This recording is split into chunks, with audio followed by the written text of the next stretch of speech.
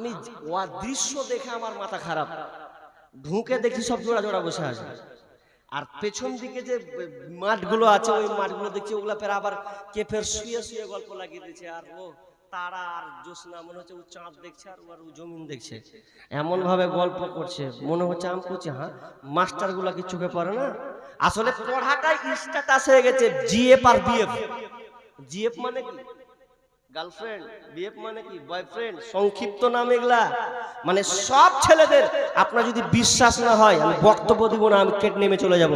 আপনার মেয়ের হাতে যদি মোবাইল থাকে আর আপনার মেয়ে যদি 10 পড়ে 9-এ পড়ে, একটা কথা বলছি আপনাকে, আপনার মেয়ে যদি 10 কিংবা 11 যেই পড়ুক, 8 পড়ুক আর যেই পড়ুক, মাধ্যমিক পাস করে তারপরে যদি আপনার মেয়ের হাতে মোবাইল থাকে আর ওকে যদি সাবধান না করে তা আপনার সংসার যদি না টেকটার না চালিয়ে যেত, আমি কি বলেছি 12টা বাজিয়ে দিয়ে চলে যাবে। কারণ একজন বুদ্ধিজীবী একটা পোস্ট করেছিলেন, লিখেছিলেন কি, কোন বাপ মা যদি কোন একটা মেয়েকে মোবাইল দেয়, কথাটা শুনেন আমার কথা নয়, এটা বুদ্ধিজীবীর লোক নকল করছি আমি, কি কেউ উনি বলছেন কোন বাপ মা যদি কোন মেয়েকে মোবাইল দিয়ে দেয় আর মোবাইল দিয়ে, তাহলে ওই বাপ মা জেনে রাখুক ওই মেয়ের জন্য পরপুরুষের জায়গা করে দেবে। কথাটা খুব দামি কথা। আমি বলছি কথাটার কি আছে, কথাটা এইরকম যে ও আপনি ঘুমিয়ে আছেন, আপনি ঘুমিয়ে আছেন আর আপনার স্ত্রীও ঘুমিয়ে আছে, কিন্তু বেটি আর বেটারা কিন্তু ঘুমিয়ে নেই। এখন চোর পর্যন্ত বিপাকে পড়ে গেছে যে কোন মনে চুরি করবো, হ্যাঁ 12টা একটা খালি মোবাইলই ঘাটছে।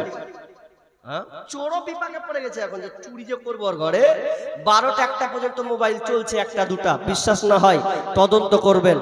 জি এই যে এপারে একজন আর 30 কিলোমিটার দূরে আরেকজনের সঙ্গে তার সম্পর্ক চলছে রাত 12টা একটা অবধি। জি রাত 12টার পরে যখন সকলে ঘুমায় রায়, যুবক যুবতী তখন মনের কথা কয়। লেখাপড়া বাদ, এখন মোবাইলে।